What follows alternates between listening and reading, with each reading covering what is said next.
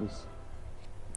Davom etamiz. Markaziy va Shimoliy Amerika maydonlarida futbol bo'yicha jahon chempionati bahslari qizg'in davom etayotgan bir paytda stadionlardan tashqarida ham chinakam madaniy inqilob yuz bermoqda. Ozarbayjonlik taniqli xonanda Aynur Yusifova mundialda ishtirok etayotgan qardosh davlat O'zbekiston va Turkiya terma jamoalarini qo'llab-quvvatlash maqsadida Season Leader Azerbaijan nomli yangi loyihasini taqdim etdi. Ushbu musiqiy asar futbol orqali butun turk dunyosini birlashtirishga xizmat qilmoqda.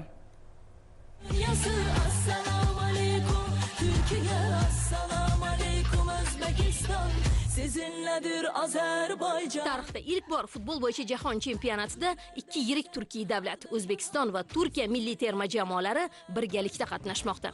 Mazkur tarixiy voqelikka bag'ishlangan yangi klipning muqaddimasidayoq yangragan so'zlar loyihaning bosh g'oyasini belgilab bergan. Qo'shiq mazmunan sport bellashuvlari vositasida xalqlar o'rtasidagi madaniy ko'prik va do'stlik rishtalarini mustahkamlashni maqsad qilgan. Season Leader Ozarbayjon qo'shig'i futbolning nafaqat shunchaki sport, balki millionlab qalblarni yagona maqsad sari birlashtira oladigan ulkan kuch ekanligini ko'rsatib beradi. Ayniqsa o'zbek milliy terma jamoasi va muxlislarga qaratilgan mana bu alohida satrlar o'zbek futbol ishqibozlariga yuksak faxr bag'ishlaydi.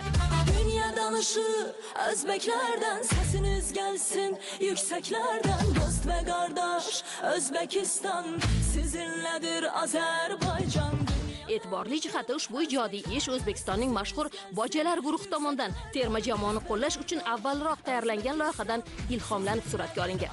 Xalqaro ijodiy jamoat tomonidan yaratilgan qo'shiqning musiqa bastakori o'zbekistonlik ijodkor Otabek Mirzaxonov bo'lib, u asarning sho'x va stadionbop ruhda chiqishini ta'minlagan. Loyiha rahbarligi Hajibek Haydarliga, klip rejissyorligi esa Rufat Adamparaga tegishlidir. Dost ve kardeş Özbekistan, sizinledir Azerbaycan.